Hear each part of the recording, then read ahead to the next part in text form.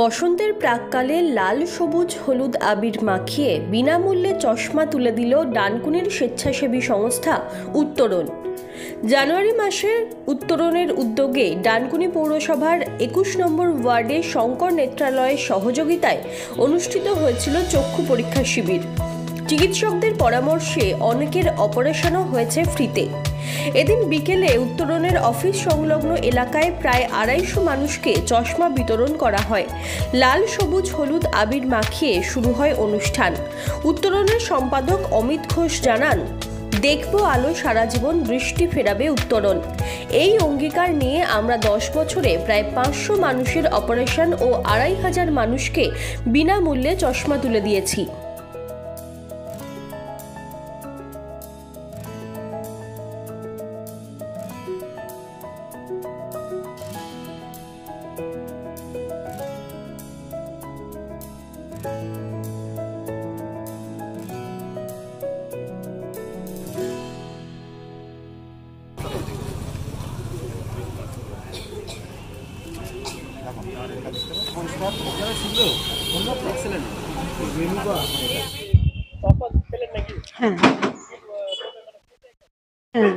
ফ্রিতে পেয়েছি।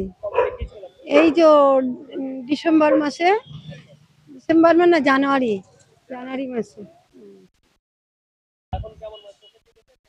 হ্যাঁ দেখলাম, হ্যাঁ পরিষ্কার দেখতে পাচ্ছি। ভালোই তো করছে।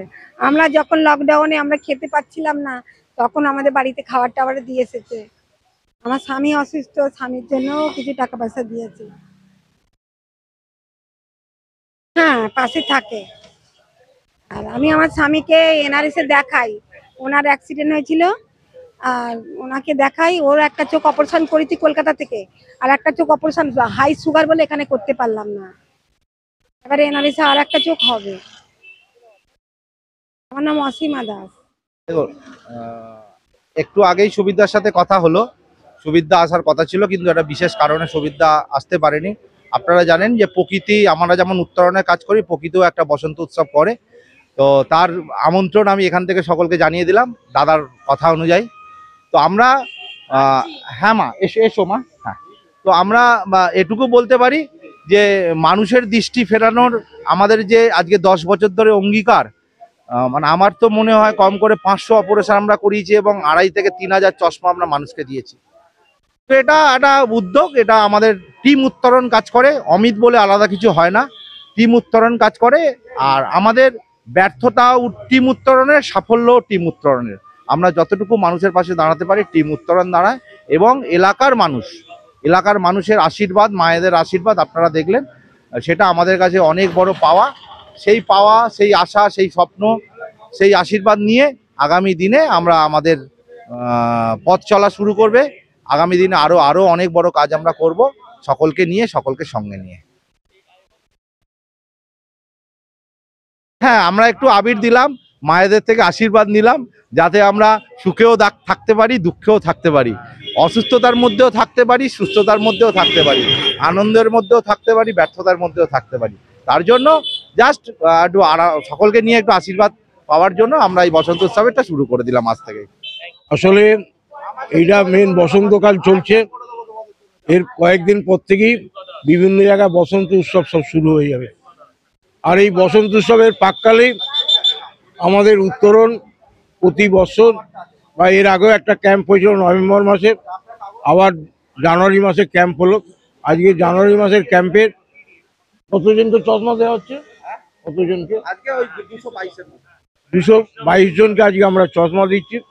এছাড়া আমরা বহুজনকে আমরা তাদের চোখে নিয়ে গিয়ে শঙ্কর নেত্রালয় নিয়ে গিয়ে তাদের চোখের অপারেশন করিয়ে দেওয়া হয়েছে। হ্যাঁ, অনেকে 2টো চোখের অপারেশন হয়ে গেছে, তারা আজকে ভালো দেখতে পাচ্ছে এবং উত্তরণকে মানে দুহাত তুলে আশীর্বাদ করছে যে তাদের চোখ ভালো হওয়ার জন্য বা তারা ভালোভাবে দেখতে পাওয়ার জন্য।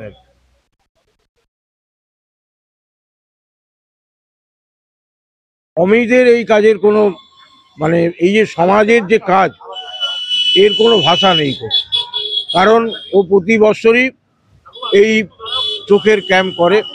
আমার চোখে যে চশমাটা, এটা আগেকার ক্যাম্পের চশমা।